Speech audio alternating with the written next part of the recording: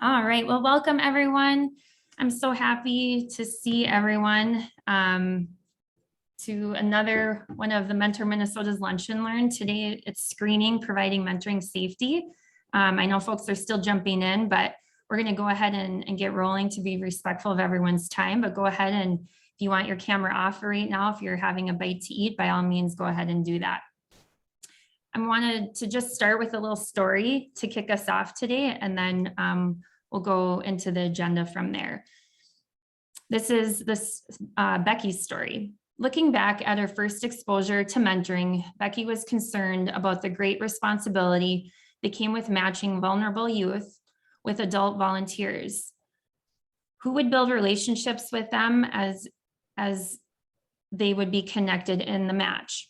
As she endeavored to vet potential mentors, Becky was occasionally struck with an uneasiness or a discomfort, sort of that gut feeling with an individual that she could not attribute to any specific event or knowledge. Then, every once in a while, she'd see a small article buried in the newspaper stating that someone had been charged with a molestation of a child in a youth service setting. She realized then that though this is a difficult conversation and a difficult subject to talk about, it was a necessary one. Becky went on to partner with the Department of Child Exploitation Unit and developed the safe training and publication that we'll talk about a little bit later on. But I wanted to just kind of start with that as we begin this journey and talking about the importance of screening. Oh, and then my screen is just locked a little bit. So the agenda today, sort of our roadmap, if you will, right? We're going to be doing a little icebreaker just in the chat, a little introduction to Mentor Minnesota and our participants. We're lucky today as we're joined by Kelly Latterell from Big Brothers Big Sisters Twin Cities and Tim Landsberger from the McDowell Agency. And then we'll follow up with some questions and answers for folks. So icebreaker, I'm happy that you're all here and joining us for this lunch and learn. So in the chat, just because of time, if we invite you to go ahead and share your name, your pronouns, and then the program or organization that you're joining us today. And then a question for you, if you were to host a late night talk show, who would you invite as your first guest and why? And really just the why would be one word. For me, if I were a late night talk show host, I would want Lindsay Whalen as she's inspiring. With that, I'm Emily Garay. I'm the program director here at Mentor Minnesota. I use she, her pronouns. And I'm also joined by two of my other teammates. I'll kick it over to Sarah to introduce yourself. Hi folks, Sarah Schaefer, she, her, and the first person I could think of that I'd want to invite is Tracy Chapman, just because I think she's pretty great. So, Allie, your turn. I'm Allie, she, her. I'm the program coordinator Vista at Mentor Minnesota, and the first person in my mind was Yo-Yo Ma, and I'll just say amazing. Yeah. Perfect. Thanks, Allie. So a little bit about Mentor Minnesota. So just a bit of our story. Since 1994, Mentor Minnesota has been the convening leader for mentoring organizations in Minnesota. We serve over 200 programs within our network, and we support best practice in youth development. And how do we support them? We offer free technical assistance that's primarily for programming that's under the age of 18, and that's through the NMRC or the National Mentor Resource Center that's funded from OJJDP. We also offer training and events such as this, leadership convening, and we're big advocates. And so we encourage you to all jump over to our website at some point if you haven't done so already and kind of check us out as our amazing Vista recently kind of updated our website too, and we also have our event calendar on there, and so we encourage you to kind of pay attention or hopefully go ahead and save some of those dates as we're going to be hosting some other events. But we, I think maybe the biggest way to describe us to, or we've been told that we're like the Chamber of Commerce for mentoring programs throughout the state of Minnesota. So we don't offer a mentoring program of ourselves, but we provide those resources and support for those programs. And we really believe that all youth have agency and power at home, school, the community, and workplace.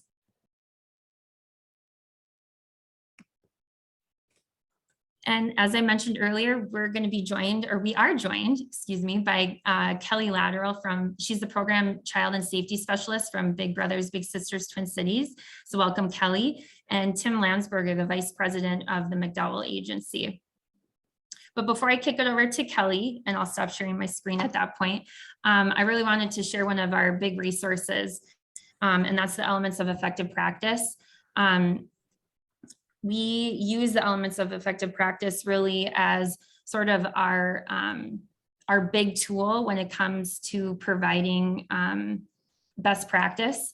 And when it comes to screening, one of the lead benchmarks that the elements of effective practice for mentoring has is that programs establish criteria for accepting mentors into the program, as well as criteria for disqualifying mentor applicants. And I think, really the understanding behind this is that you'll likely need to assess potential level of risk in your own programs to determine what screening procedure you'll use. High risk, for example, that would be like your one-to-one mentoring programs that allow for the mentor and mentee to be doing activities maybe off-site or doing things, together that don't have a lot of other supervision. Where when you have a little bit lower risk programming, that would be like a school-based program where the mentor and the mentee are always being supervised. So just as we go through this, I'll be sharing this resource out to all of you too. Encourage you to go through it and look at it a little bit deeper. But I really just kind of wanted to set the stage when we're talking about screening, some of that, level setting of mentor screening. So with that, I'm going to go ahead and stop sharing my screen, but welcome, Kelly. I'll kick it over to you. Thank you so much, Emily. So like Emily mentioned, I work here for Big Brothers Big Sisters of the Twin Cities. I've worked here for about 4.5 years now, and I serve as our program and child safety specialist. So my role is kind of twofold. On one end, I handle our child enrollment process. So if you ever know a little or a family wanting to get involved, feel free to send them my way. And then as our child safety specialist, I do a lot of work around any sort of internal concerns that our staff might have or our volunteers might have when they're with their little. I'm always available to kind of consult in that way. If, something a little more serious were to happen and we need to report to, our CPS agencies, I help our staff kind of manage that process. And then I also manage our background check process, make sure we're adhering to our national standards, and then, kind of following best practices for screening as well. So I will go ahead and share my screen. Oh, I don't think I'm able to do that, Emily, if you're able to give me permission. You should be all set. Okay, there we go. Let me go ahead and share this. All right, so here at Big Brothers Big Sisters, we have a couple different process in place, to maintain not only child safety, but participant safety. So today I'll kind of be speaking exclusively to that background check process. So the first step is when a volunteer completes their info session here, that's where our volunteer recruitment manager is able to just kind of explain the process, what we do, who we are. Then they go ahead and they complete a references and permissions document. And that includes a link to complete their background check.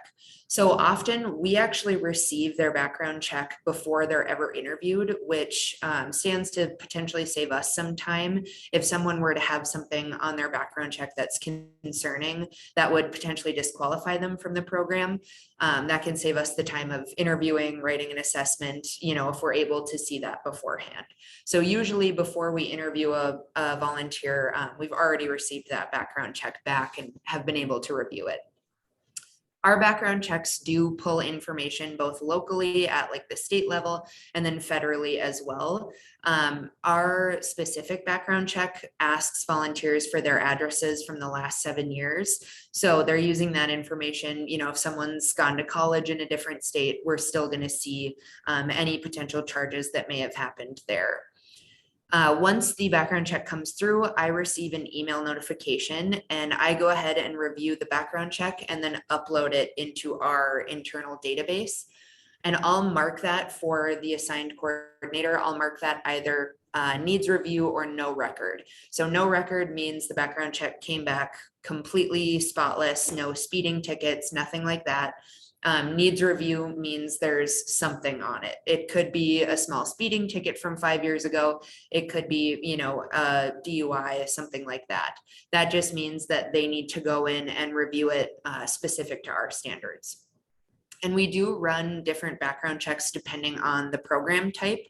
So our community-based programming is probably what you would initially think of when you think of Big Brothers Big Sisters. That's that one-to-one mentoring.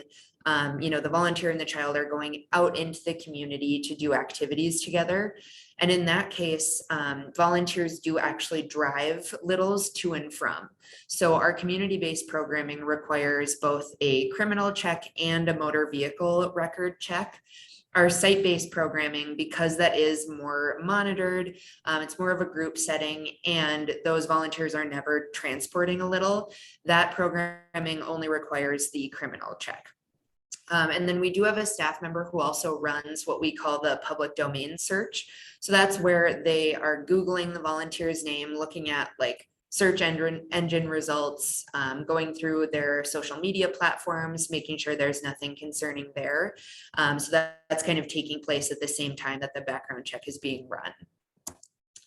So here internally, we do have a list of some disqualifiers.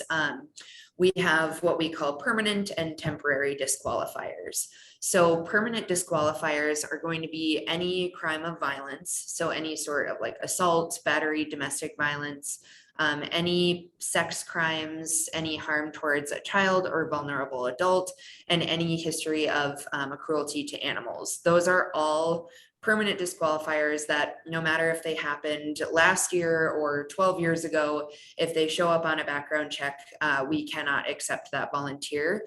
And that's actually something that is handed down to us from Big Brothers Big Sisters of America. So that's any affiliate, any Big Brothers Big Sisters agency is going to adhere to these same disqualifiers.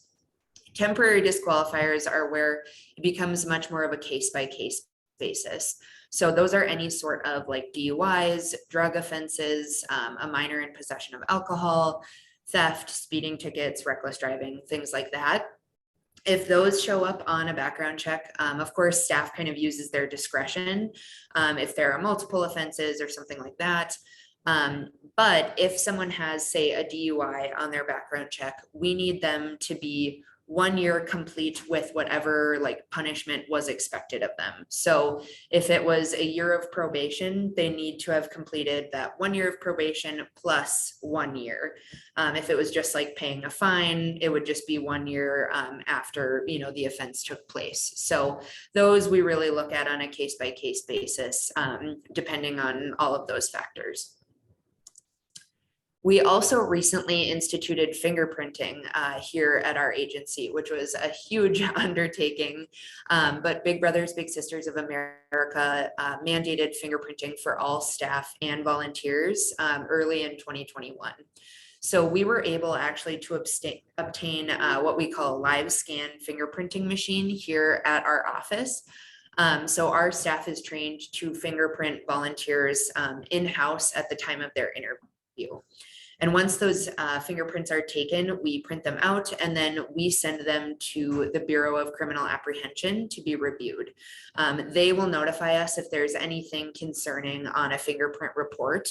And sometimes, you know, whatever shows up on a fingerprinting is exactly what we'd see in a background check. But sometimes there is some additional, you know, information to be had doing that fingerprinting. Then after that all takes place, we're able to kind of make our professional recommendations. So if anything comes up on a background check that would disqualify a volunteer, we will, let them know typically that that's the reasoning. Usually I would say that's not a surprise to our volunteers. Most people know, what's on their background check and if it may be of concern. We're not able to deny a volunteer if they ask for a copy of their background check. We are legally obligated to send them a copy. So typically, if that's the case, they know why we're not accepting them into the program. But we do always give our staff the ability to kind of blame the agency as a whole, rather than taking ownership themselves. So instead of saying, I'm not accepting you into the program at this time, they're able to say, unfortunately, these are our agency's policies, and I'm not able to deviate from those. And that helps a lot to kind of take some of the pressure off of our staff, because that can be, as you can imagine, a pretty intense scenario sometimes, if someone's really excited about the program and unfortunately we have to deny them. That can be a tough conversation to have. So yeah, that's a bit kind of about our background check process here at Big Brothers Big Sisters. I do just have my contact information there if you do have any questions. Like I said too, if you ever know of a family or a little interested in getting started, you can also have them contact me.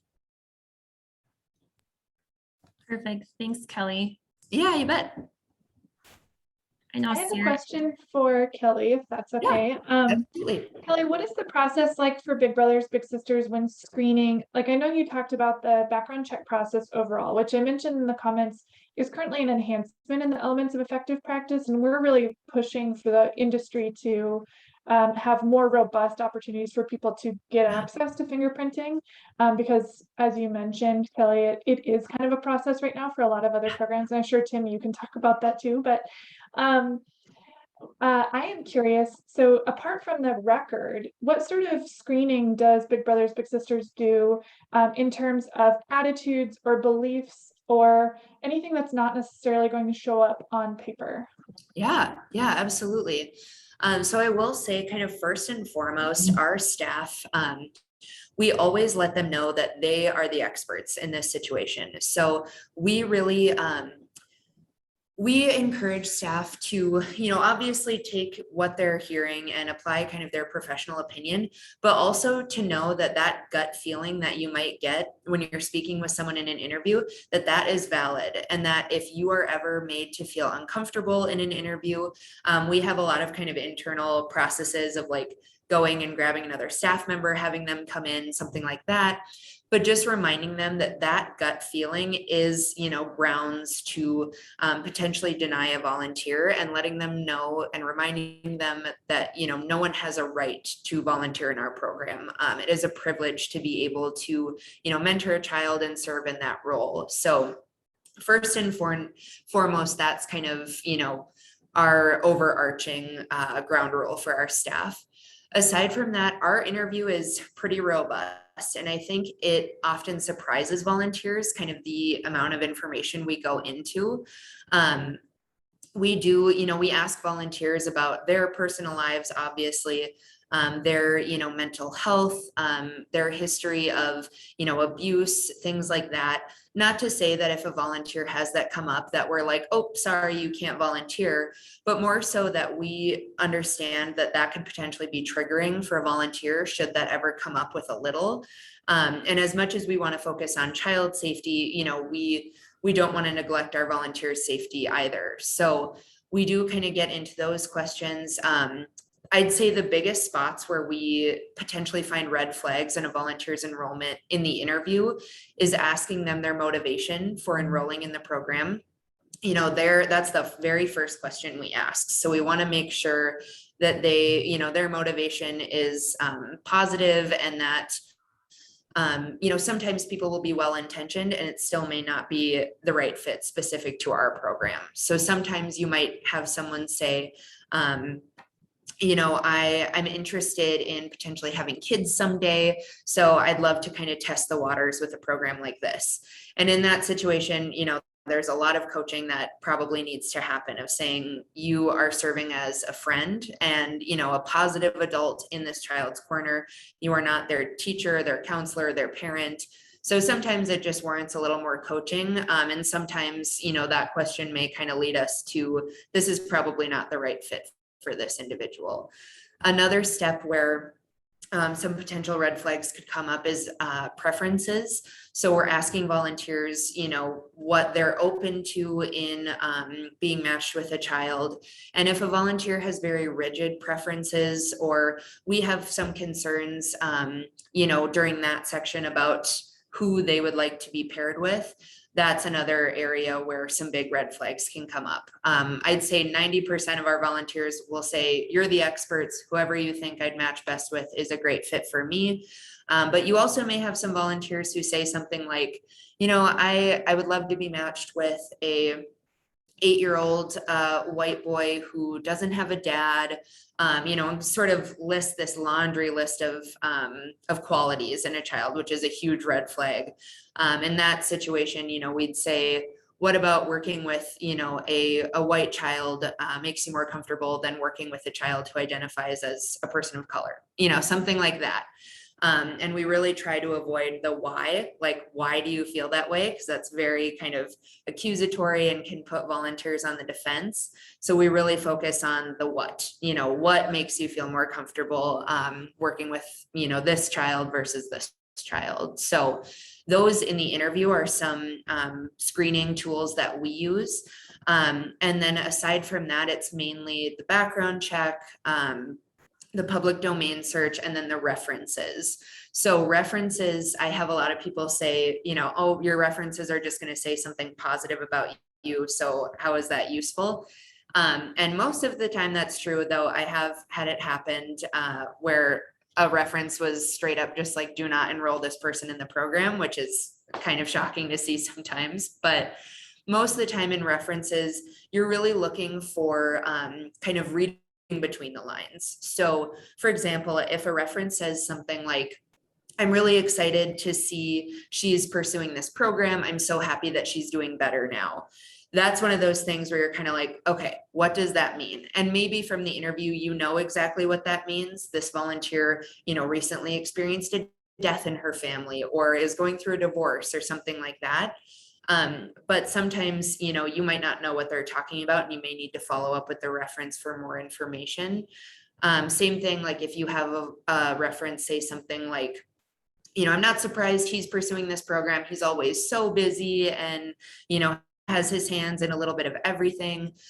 In that case, you might have concerns about time commitment, and making sure they have the time to dedicate to this program. So between the, interview, references, public domain search, background check, and then the final step is just a training here with us. So we monitor, how long it takes them to complete the training, how they're answering the prompts in the training. Is it appropriate? Is it, what we want to hear from a volunteer? That's kind of our last step in the enrollment process before we would officially accept a volunteer.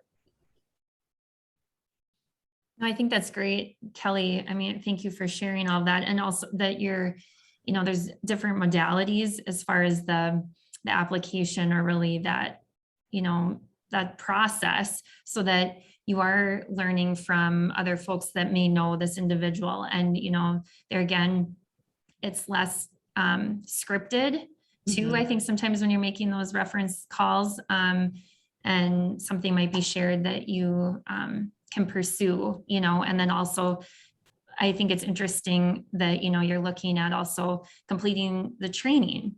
Like how long is that taking that individual? Are they going to be, accountable or be able to do that? And then how are they answering it? Some of those, being really transparent and open with their answers can unveil a lot of characteristics.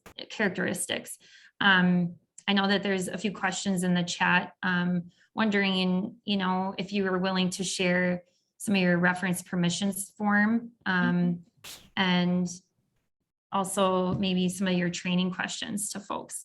I know that I'll be sharing out some resources at the end and contact information for both Tim and Kelly as well. So, but Yeah, I'm not able, I'd have to like go in and do a couple screenshots and stuff and potentially black out some volunteers' information, because especially that reference and permissions form is like customized to each volunteer. So I can play around with it a little bit, but I would be happy to send that, and then our volunteer interview template as well, if people are just interested in seeing some of those questions. Yeah, no, thank you. And as Sarah mentioned in the chat too, that Mentor Minnesota, we have some questions and screening procedures that we can share out with folks too, if you're looking kind of for that guidance and template form as well. And then also, yeah, Sarah's so quick at notes and sharing resources in the chat too, but the NMRC has a plethora of really good resources and support tools too for screening. Yep, and the NMRC, just as a reminder, because there's so many acronyms, is the National Mentoring Resource Center. Those are all resources funded by OJJDP, or the Office of Juvenile Justice and Delinquency Prevention, which is one of the major funders of mentoring across the country. And this is an elite research board that's really focused on best practice in mentoring. They are one of the main organizations that we draw from when we're referencing best practice. So check out their website. They have a lot of amazing templates. And I know Emily has some other great resources for you to dive into too, but and I've added that into the chat. Yeah, no, great. Thanks, Sarah. And yeah, and the National Mentoring Resource Center is one of those that, yeah, I'll link and then put some specific like direct links within that for folks too, because sometimes I know that can be kind of a maze finding things. So try to make it easy for all of you. But go ahead and we'll have some time at the end too to ask more questions, but I want to allow Tim Landsberger, who's here from the McDowell Agency, to go ahead and introduce himself too. And yeah, I'll kick it over to you, Tim. Excellent. Thanks, Emily. My name again is Tim Landsberger. I am a Vice President with the McDowell Agency. I want to start by saying, on behalf of myself and the whole team at McDowell, thanks to Emily and Mentor Minnesota for giving us the opportunity to come in today and talk to you on this very important topic. Little bit about information about us at McDowell. We are a full service private investigation firm that specializes in criminal background screening. Been in business for almost 35 years now. We are based in St. Paul. Been conducting background checks that entire period of time. We are the largest provider of background checks to education in the state. We really do specialize in working with nonprofit clients. Our clientele is currently about 65% nonprofit. So as far as kind of my objectives for what I thought we would talk about today, wanted to talk a little bit about criminal records and how they're kept. Process of ordering a background check, specifically as it relates to the Fair Credit Reporting Act, which is the broad legislation that governs our industry. Then I thought we would talk a little bit just about some of the other types of information that's available in addition to criminal records as it relates to background checks. Lastly, and probably most importantly, your questions. So I will most definitely leave some time for that at the end. And we'll also talk just kind of a little bit about kind of a template package as kind of a best practice for background check programs. But really the place to start the discussion always as it relates to background check is criminal records and how they're kept. And frankly, the reason companies like mine exist is because as a country, we have done such a poor job, really, of compiling criminal records. There really is no single source of criminal records. So a couple of things to consider when you're putting a background check program together. The first is It really starts, the jumping off point is a social security address trace. Social trace basically performs three functions in the background check process. First is it's an identifier. It verifies the individual has a valid social security number. They are indeed who they say they are. Second thing it's going to do, it's going to uncover any aliases the individual may have used. So we're going to know to run not only the name they've given us, but any additional names they may have been convicted under as well. Third thing it provides us is it provides us with an address history. Now, the reason that's important is the most accurate and complete criminal records are kept at the county level. Most, although not all crimes, are committed in the counties in which people reside. So again, for me, if I'm a criminal, one of the best ways for me to try to hide that criminal record is to omit the county I resided in where I committed the crime. So the social trace is really kind of our jumping off point, as it makes sure either the applicant or the volunteer is providing us with good information. Now, from there, again, the most accurate source of county or of criminal records are those kept at the county level. And in most cases in jurisdictions nationwide, and we've got clients, I believe, in 45 or 46 different states, do background checks in all 50, as well as I think we're in 15 or 16 different countries now. We're actually sending researchers the vast majority time to the county courthouse to access that information. And again, that's going to be based on their residential history. Now, that's one area where you'll see, for example, kind of industry standard for employment is going to vary from volunteerism, right? So for employment purposes, most of the time you're going to want to search all counties of residence for a period of time. The most common standard is 7 years. We do have some clients that'll go 10, some will go 15.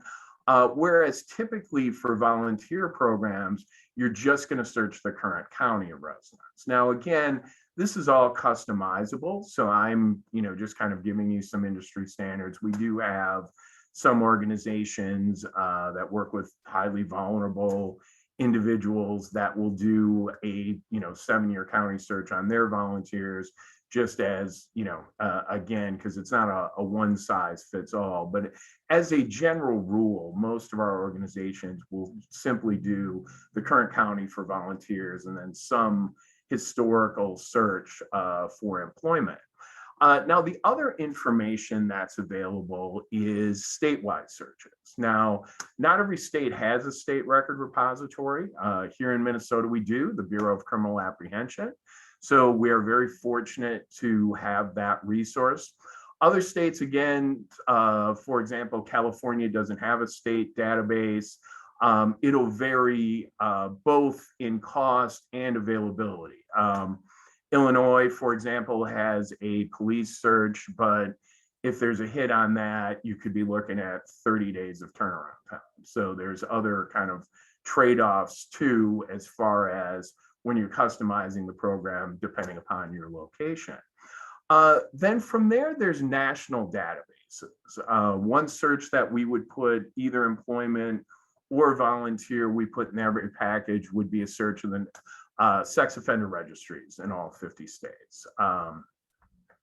Then from there, you would broaden out and do a national criminal record search. Now, I always like to spend a little bit of time on the national databases because frankly, they're a little bit of a misnomer. There really is no true national criminal database. In fact, one of the things that Kelly had alluded to, the FBI searches, that's really kind of the largest single source of criminal records. That is made up of the NCIC, that's the law enforcement database.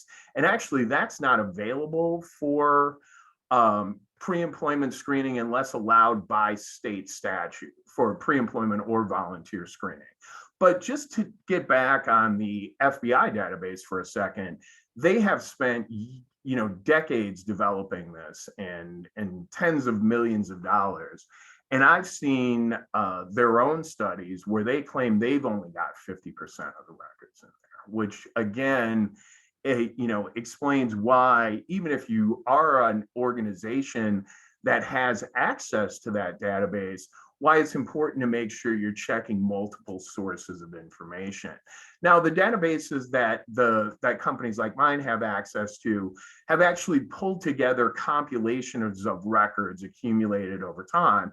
And I don't mean to, I mean, we put them in every package we sell. They're a very valuable asset because while most crime is committed in the counties in which people reside, not necessarily all of them are. So what that allows us to do is find records in jurisdictions we wouldn't have otherwise searched. So it is an essential part of the background check program.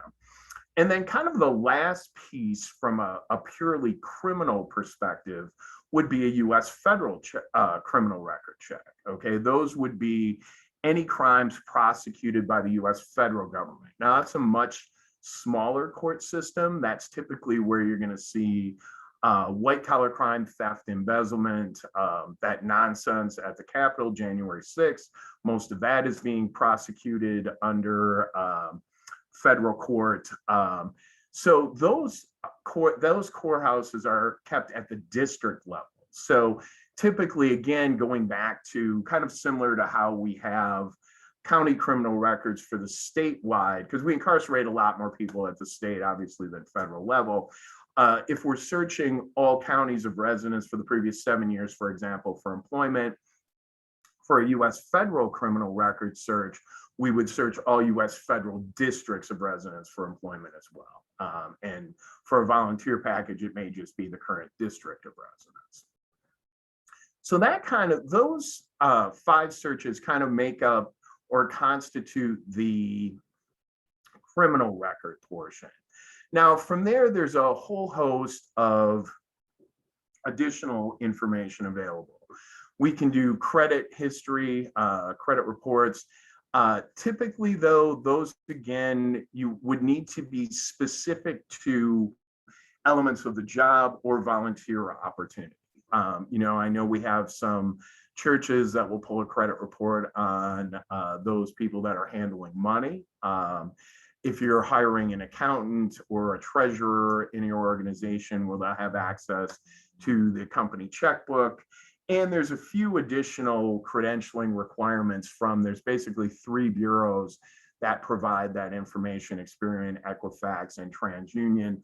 All of them require some additional credentialing in order to get set up to offer that. Civil records, again, will give you some look into the individual's financial history. That's where you'll see liens, judgments, bankruptcies, but you'll also see restraining orders.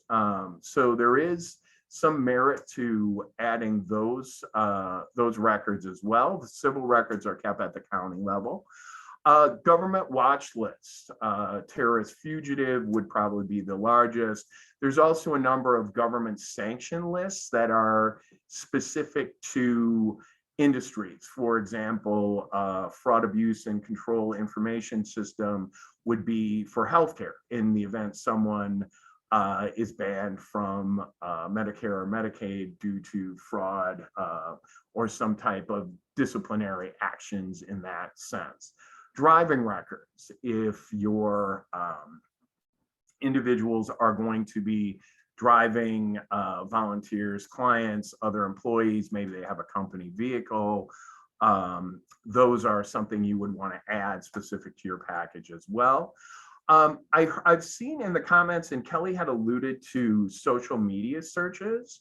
Those are becoming more and more popular. One caution that I would throw out for those of you that are not using a service to do that, you want to be very, very careful that you're not looking at protected class information. That can cause some kind of compliance/legal liability issues. One of the things we work with, and so if you are doing those and working with a screening company, you should probably contact your screening company.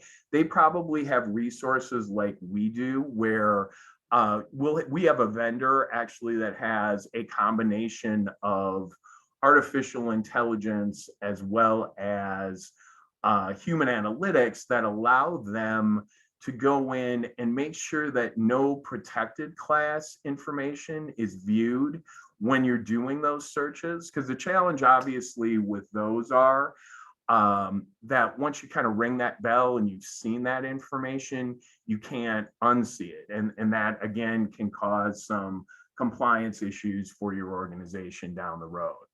And then from there, another option would be international searches. Worldwide, we have, I think now, vendors that can do over 250 countries. One thing to keep in mind with that, though, is typically there's gonna be some greater costs associated, some longer turnaround times. But we do have a number of clients that are doing that, not only for their employees, but for their volunteers that maybe are just recently, volunteerism obviously is a great way for new people that are new to the country to kind of, learn some skills. And if they've only been here typically less than a year, a lot of our organizations will, in addition to a domestic background check, will do an international background check as well. So as far as the process kind of for ordering a background check, it kind of starts with the Fair Credit Reporting Act. Fair Credit Reporting Act is kind of the gold standard for consumer rights as it relates to background screening for both employment and volunteerism. First and foremost, the applicant must authorize the screen. In addition to that, the applicant must be given notice before the information is used against them. So what's that's called an adverse action process. And I have noticed even with some of our clients, it's really easy to have a process where you kind of skip a step. So in the event that you are not going to use a volunteer or an employee in your organization solely due to what's been found on the background check, when you go through this adverse action process, you need to first send them a pre-adverse letter, which basically just says to them, hey, based on some negative information we found on your background check, we're considering not hiring you or not using you for this volunteer position. Here's a copy of the report. And then at that point, you need to give them the ability, and the Fair Credit Reporting Act, which is 86 pages and great reading if you're an insomniac, and all the while being incredibly vague, basically says you have to give them a reasonable amount of time. Now, the Fair Credit Reporting Act's been around long enough that's about 10 business days. So if they are disputing the information against them, you send them the pre-adverse letter, a copy of the report. If you're working with the McDowell agency, for example, you would give them our information because the dispute would be with the company that presented the background check, so that they can contact us and they have the ability to, dispute any of that information. Now, at the end of that 10 days, if they haven't, it turns out was their record, or they thought it was expunged but it's not, or they thought, regardless, at that point you send a final adverse letter. So that is very important. We try to remind our clients all the time that you can't just skip to the final adverse letter. You do want to make sure that you send that pre-adverse letter first, so you're giving them the ability to do that. From there, the screening and this kind of ties into the adverse action process. Screening organization, which is again in this case would be the McDowell agency, we are required to investigate those claims. Obviously, we have a process in place to do that. We would certainly keep you as the client in the loop on that as well. And then kind of there's my last piece on the Fair Credit Reporting Act. The report can only be used for a permissible purpose, which of course would be employment or volunteerism. So as far as the kind of process for ordering the background check, The applicant volunteer, again, they must consent to the background check, and they either need to sign a written release or, and it sounds like that the process Kelly uses is the other option we have, where you enter their name and email address, they get sent out a link, they click on the link, consent to the background check via electronic signature. The information would come into the screening company. We would conduct the background check. The results would become available typically about 2 business days. Now, this is specific to criminal background checks, but for volunteers, typically 1 to 2 business days. Employment usually closer to 2, just because we're searching more counties, and that's typically the most time-consuming portion of the search. And then the organization, because again, the Fair Credit Reporting Act doesn't allow, it actually prohibits companies like ours from making hiring or volunteer recommendations. So we're allowed to provide the information. Ultimately, you as the organization would make the decision on whether or not you're going to move forward with that volunteer or applicant. And you are required to share the copy of that report with them if they request a copy of that as well. So that's kind of the process there. I know we wanted to leave some time for questions at the end, and we're at about 10 minutes. So I think I will just stop there and open it up for any questions.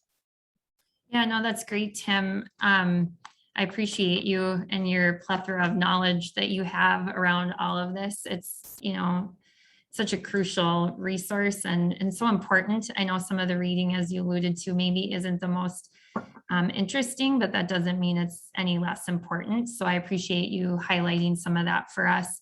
And I think, something, as Sarah mentioned in the chat, that, and as you said, you can't just, right? That I think policy and procedures around screening are key. They're important, and it's, something that programs, really need to be intentional with their processes around screening.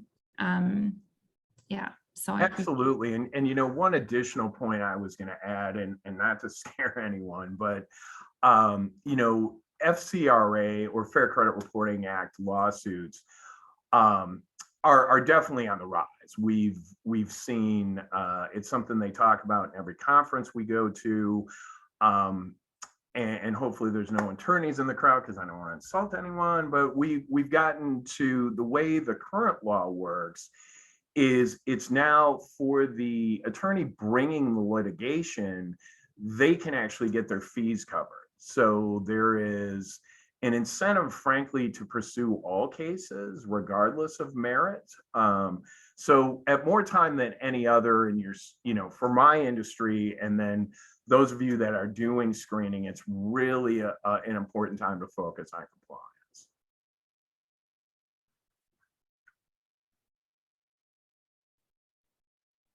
Yeah, so we'll open it up. If you want to go ahead and unmute yourself and ask Kelly or Tim any questions, or you can pop it into the chat too if you're busy eating your lunch still.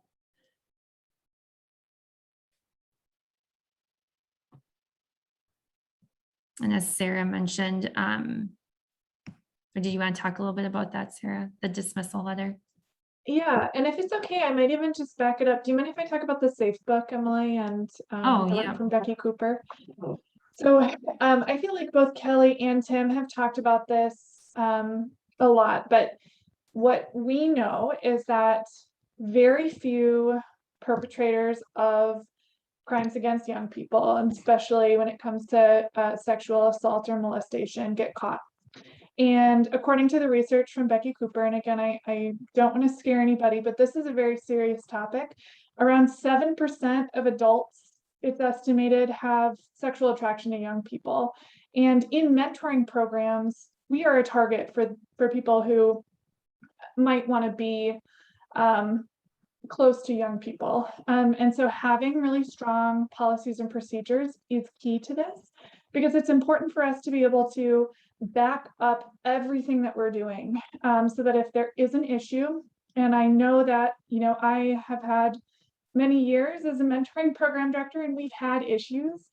You will, hopefully not often, but you'll definitely run into people where your flags are starting to raise. And you might even look back at case notes and start to wonder, okay, something is happening here, which is, I guess, a side note to absolutely keep case notes. Make sure that you have strong records for everybody in your program, because you need to be able to review them.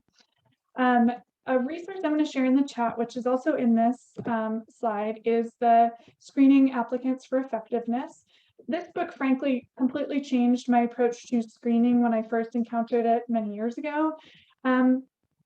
Becky Cooper is a researcher who's been working in this field for decades.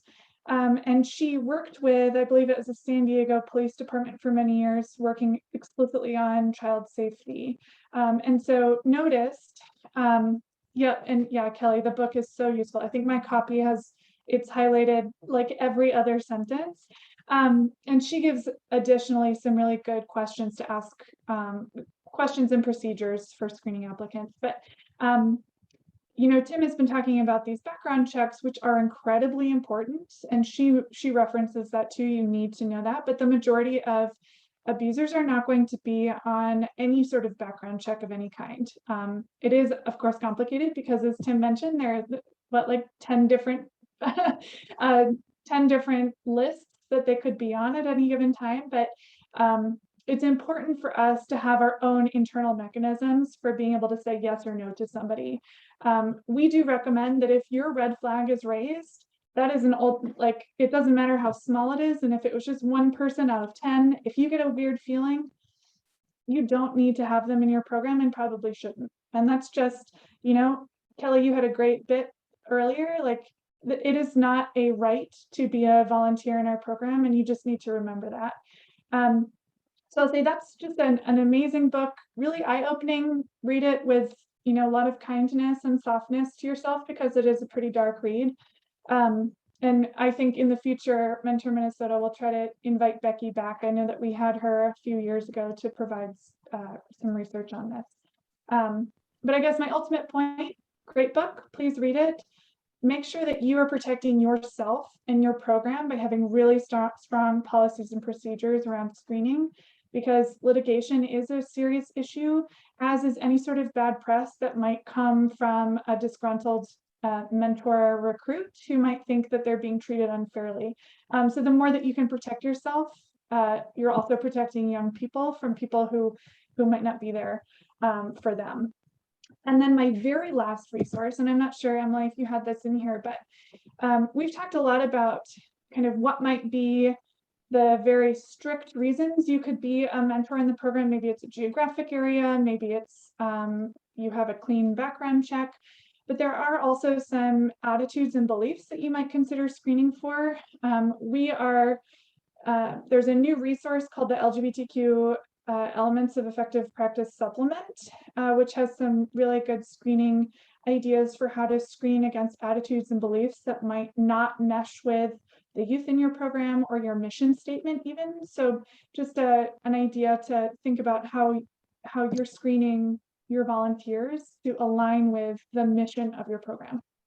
And so that was kind of a mouthful, but I'll leave it there for questions, or if anybody has any other resources that they found really helpful.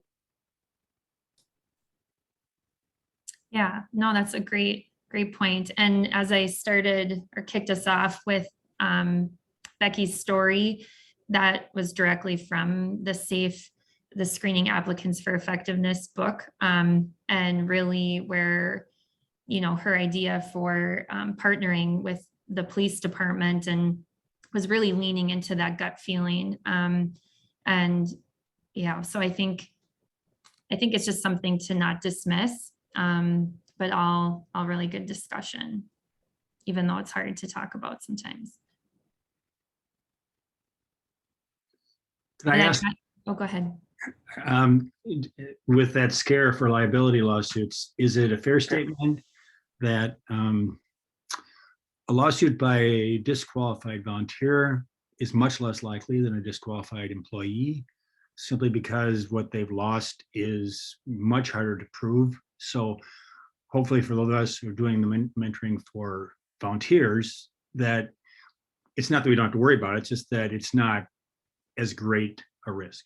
Is that a fair statement? Yeah, I would totally agree with that. It is far more prevalent for employment, but just because of I just felt compelled to bring it up just because it is something that is, we've been hearing in the industry for the past 2 or 3 years, and unfortunately the stats back it up. One good thing too that I just wanted to comment on from just seeing some of the comments and hearing what Kelly said. I do a lot of these type of presentations on background checks and always like to make a point and did not this case, so I want to make it now. You can't have a risk management program without background checks, but a background check program only is not a risk management program. And it sounds like Kelly's group's doing just a fantastic job with that. And based on what I've seen from some of the other ones here too, that's, you guys sounds like doing everything right. So that's really great to know. And I just added this in the chat, but I'll say it out loud. Another really good best practice is to make sure that for your policies and procedures and any sort of risk management practice you have, make sure that your mentors are signing that they've both read through and been given a copy of the policies and procedures. And it is also best practice to put in there that volunteers may be terminated at any time for any reason. And to kind of speak to that a bit more, I forgot to mention that we also rerun individuals' background checks every 3 years. So if a volunteer has been matched with a little for over 3 years, in that initial consent form, they are also consenting to having their background check rerun should they stay in the program for an extended period of time.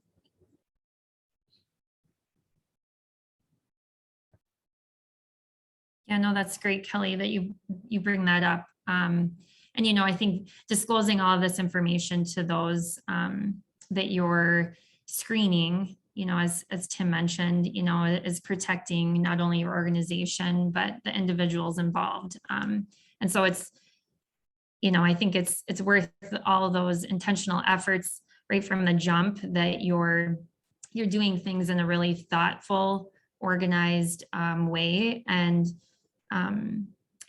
if there's questions for programs too, in this process, I'll be sharing, if that's all right, both Kelly and Tim's information. And I know Tim said too, for programs to go ahead and reach out to him directly.